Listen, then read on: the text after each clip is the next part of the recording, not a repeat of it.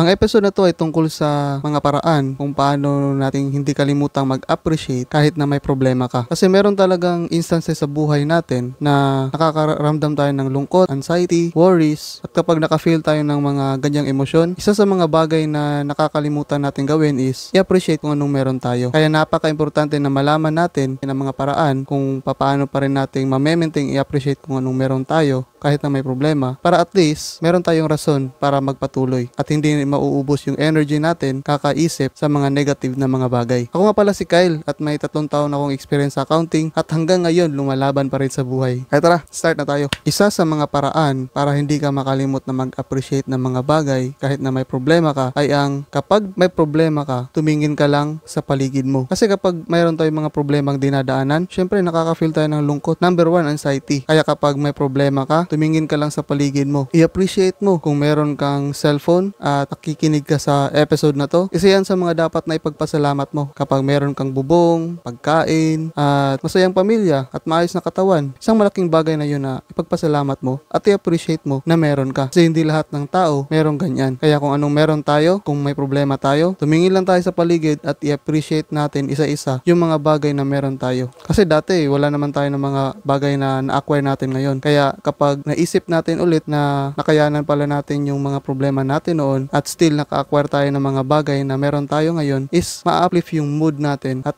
least ma-appreciate natin yung mga bagay na meron na pala tayo. Kaya yun yung isa sa mga tip. Okay, next. Isa sa mga tip para hindi kalimutang mag-appreciate kahit na meron kang problema is wag na wag mong ikumpara yung sarili mo sa journey ng iba. Kanya-kanya tayo ng journey, guys. Merong mga kabatchmate tayo ngayon na successful na. Meron tayong kabatchmate ngayon na nagkapamilya na. Meron tayong mga kabatchmate noon na parang unstable lang ng buhay nila. At kapag i-compare mo yung buhay mo versus sa buhay nila, parang makakapagsabi ka na lang na ba't ang lugmok pa ng buhay ko ngayon? Ba't parang wala pa purpose yung buhay ko ngayon? Kaya kapag nagsimula ka nang i-compare yung sarili mo versus sa journey ng iba, is checkmate ka na agad. Ika nga, sabi nga nila, comparing yourself to others is the number 1 joy killer. Kapag nagsimula ka nang i-compare yung sarili mo sa iba, in any aspect, checkmate ka na agad. Kaya, wag na wag mong i-compare yung journey mo versus sa journey ng iba. Bagkos, gawin mong inspirasyon yung mga mabuting bagay na nangyayari sa kanila at iwasan mong makafeel ng any insecurities. Para maging masaya ka para sa kanila, at the same time, hindi mo mako-compensate na i-appreciate yung mga bagay at yung journey mo ngayon. Kaya, wag mong i-compare yung sarili mo sa iba, ha? Okay, next. Isa sa mga paraan para hindi ka makalimot i-appreciate yung meron ka kahit na may problema ka ay maging appreciative ka sa iba. Kapag hilig ka kasing magbigay ng appreciate sa iba, sure na sure ako dyan na-appreciate ka rin nila. Kasi kapag ina-appreciate natin yung iba, sure ako na kapag tinanggap nila yung appreciation mo, liligaya yung pakiramdam nila, nakaka-uplift ka ng mood at hindi nila yan makakalimutan. Kasi tayong mga tao, minsan lang tayo nakaka-receive ng mga appreciation. Kaya kapag nakatanggap tayo, lifetime natin yang iti-treasure. Kaya kapag naging appreciative ka sa iba, kapag hilig ka magbigay ng mga appreciation, ma-appreciate ka rin nila at kapag naka-receive ka ng appreciation nila, makaka-feel ka na valuable ka. Makaka-feel ka na meron pala nag-appreciate sa'yo at na-appreciate mo rin at the same time yung buhay mo. Kaya isa yan sa mga paraan, maging appreciative ka. Kung nagagandahan ka sa isang tao,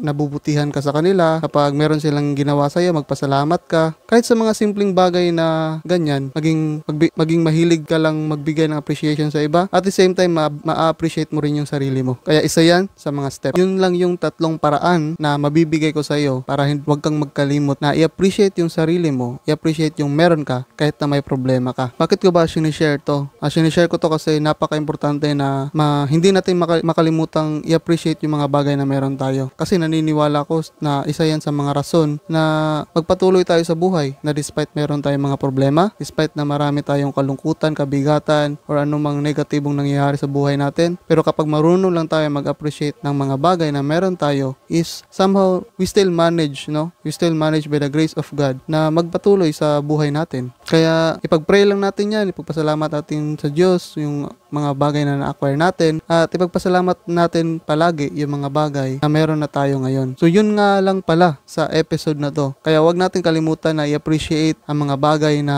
meron tayo ngayon at ipagpasalamat natin yan palagi. Na-appreciate kita. Proud ako sa'yo kasi may progress talaga tayo lahat. Kaya tingnan mo lang yung sarili mo, mag-focus ka lang sa kung anong goal mo sa buhay at ipagpasalamat mo palagi. Yan, hindi ako magsasawang ipa-remind yun sa'yo na pagpasalamat mo talaga palagi yung mga bagay na meron ka ngayon. So, yun lang guys. Maraming salamat sa panonood. Don't forget na mag-subscribe. Don't forget na mag-like at mag-follow. Kung negosyante ka pala at meron kang negosyo, magtambay tayo doon sa community na create ko na Negosyo Tambayan Group. Doon tayo magtatambay-tambay, magsistore-store about sa mga negosyo natin. At kung plano mo pa rin magnegosyo, doon na pagtutulungan natin yan kung mga business ideas natin dito. So yun lang guys, maraming salamat sa panonood. Hanggang sa muli at huwag kalimutan na faith without action is fiction. Bye guys!